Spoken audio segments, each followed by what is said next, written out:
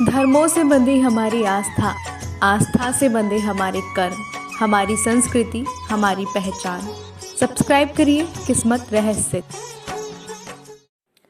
सनातन धर्म में भगवान श्री कृष्ण को सर्वेश्वर माना गया है। हिंदू धर्म ग्रंथों में उनकी जिन 8 पटरानियों का उल्लेख मिलता है, उनमें से भगवती यमुना भी एक है। पुराणों के अनुसार यमुना जी भगवान सूर्य की पुत्री होने के साथ यमराज और शनिदेव की बहन भी हैं। कहते हैं यमुना यमी के नाम से है, लेकिन जब वो धरती पर आई तब उन्हें यमुना कहकर श्री कृष्ण ने पहली बार बुलाया।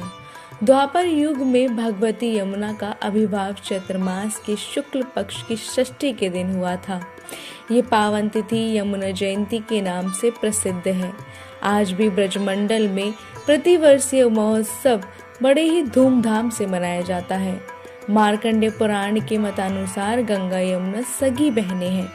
जिस तरह गंगा का उद्गम गंगोत्री के समीप स्थित गौमुख से हुआ, उसी तरह यमुना जी का भूलोक में पधारी तब उनका उद्गम यमुनोत्री के समीप कालिंदी गिरी से हुआ।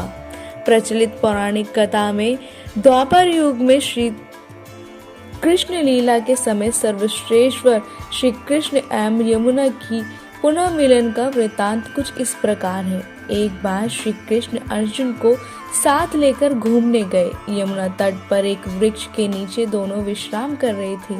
श्री कृष्ण को ध्यान मग्न देखकर अर्जुन टहलते हुए यमुना किनारे बैठ गए और वहां उन्होंने देखा कि यमुना नदी के भीतर स्वर्ग एवं रत्नों से सुसज्जित भवन में एक स्त्री बैठी तप कर रही है। अर्जुन ने जब उससे परिचय पूछा तो उसने कहा, मैं सूर्य की पुत्री कालिंदी हूँ।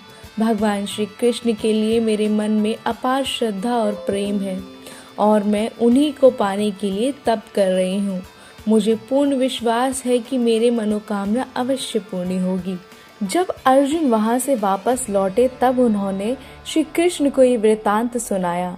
श्याम सुंदर ने कालिंदी के पास जाकर उन्हें दर्शन दिए और उनके अनुरोध को स्वीकार कर लिया। इसके बाद श्री कृष्ण ने सूर्यदेव के समक्ष उनकी पुत्री कालिंदी से विवाह का प्रस्ताव रखा तो उन्होंने श्री कृष्ण के साथ कालिंदी का विवाह करा दिया। इस प्रकार वह द्वारकाधीश श्री कृष्ण की पटरानी बन गई।